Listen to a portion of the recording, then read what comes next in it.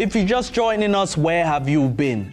We've spoken about the Cairo Derby and the Dar es Salaam Derby, the two derbies that never was. We're still talking to SC Kadebe about Dr. Patrice Motsepe and the attention he's paying to detail on the continent. I'm loving it.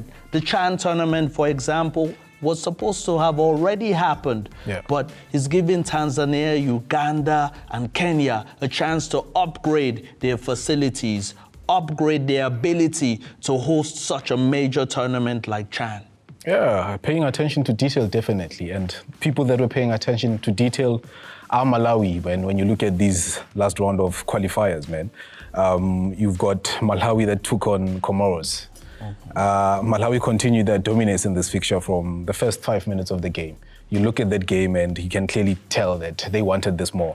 Wangani Lung scores on his debut. Yes. I mean, you know, I was going to touch on that game between South Africa and Egypt. Now, what is it about Cairo that makes South Africans just shine? First, we had it with Dr. Patrice Motsepe being re-elected in Cairo, and now you see what the South African team did to Egypt on home soil. Before I get to that, Ade, I just want to go back to the Malawi and Comoros game. I'm going to get to your question. Okay. There's a person I need to talk about here, Benuel Katinji. Okay. He plays for Malawi. He scores in this game against Comoros. 2018, this guy was loaned out by Sivo United. Okay. He scored 11 goals. The reason I'm mentioning this is because Chen has given local players an opportunity to expose themselves. He scores 11 out of 11. Wow. So this speaks to what Chen brings to players and exposes players. And his team, which is Silver Strikers, calls him back.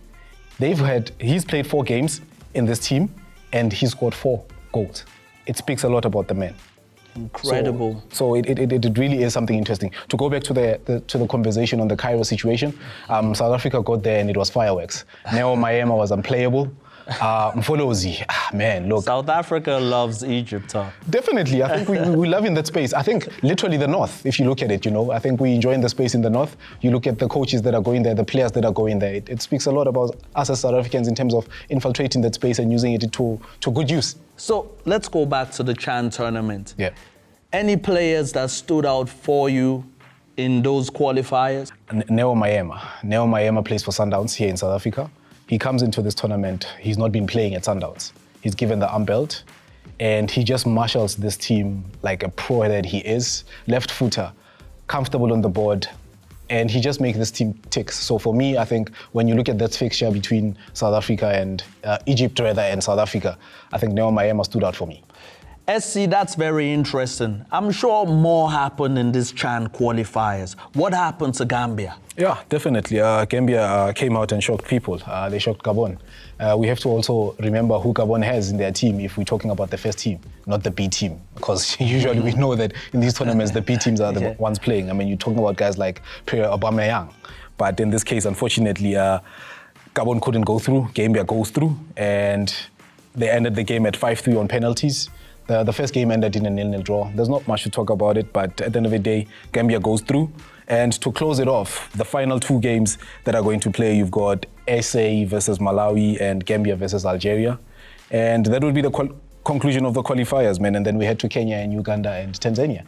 SC, one of the blessings of this week's show is that SC, we couldn't reveal your predictions of the Cairo Derby and the Dar es Salaam Derby because they never happened. But now I'm going to box him in a corner and make him give us predictions of those games you just mentioned.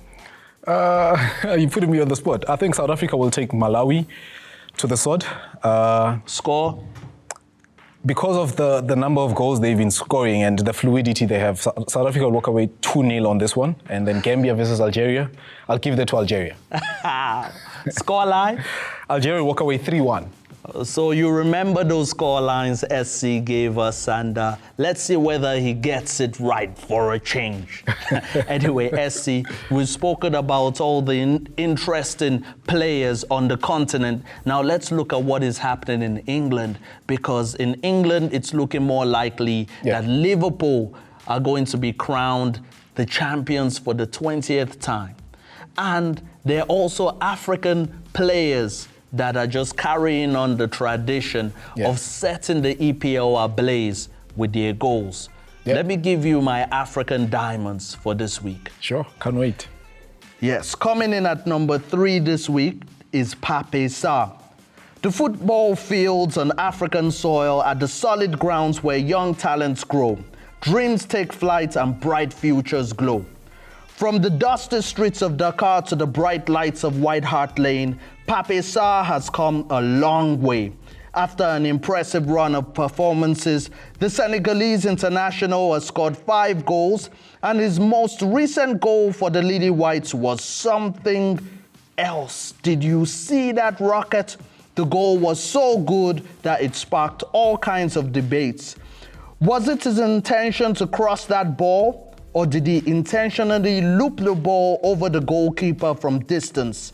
Let us know if you think that goal was a fluke or it was simply a moment of brilliance. Leave your thoughts in the comment section of our YouTube channel. Either way, that goal was worthy of a Puskas Award. At number 2 is another dangerous member of the Lion of Teranga Pride, and another Sarr. This time, Ismaila Sarr. The Senegalese winger was the man of the match in Crystal Palace's game against Ipswich. The attacker's short burst of pace and clinical finish was a thing of true beauty. The goal was as sweet as Ghanaian jollof. The 27-year-old forward dedicated his goal to teammate Jean-Philippe Mateta, who suffered the most horrific head injury that required 25 stitches in last week's 3-1 FA Cup 5th round win over Millwall. Get well soon, Mateta. At number 1 this week, can I get a drum roll, please? It is the North African diamond that shines weekly in England and makes our beautiful continent so proud. Mohamed Salah's 2 successful second-half penalties against the Saints took his Premier League tally to 184 goals, making him the 5th joint top goal scorer in Premier League history. The Egyptian king has now scored 27 goals with 17 assists in 29 matches so far. Wednesday, Liverpool now have a 15-point lead at the top of the EPL. Wow, those are my diamonds this week. I think this man deserves a statue and also a piece of land outside Anfield Stadium. Yeah, they probably are going to do that for him because this is his last season, literally. The numbers on him are crazy. But for me, I'm going to go outside of England. Oh, wow. There's a player, the Moroccan, Achraf Hakimi, 26-year-old, wing-back.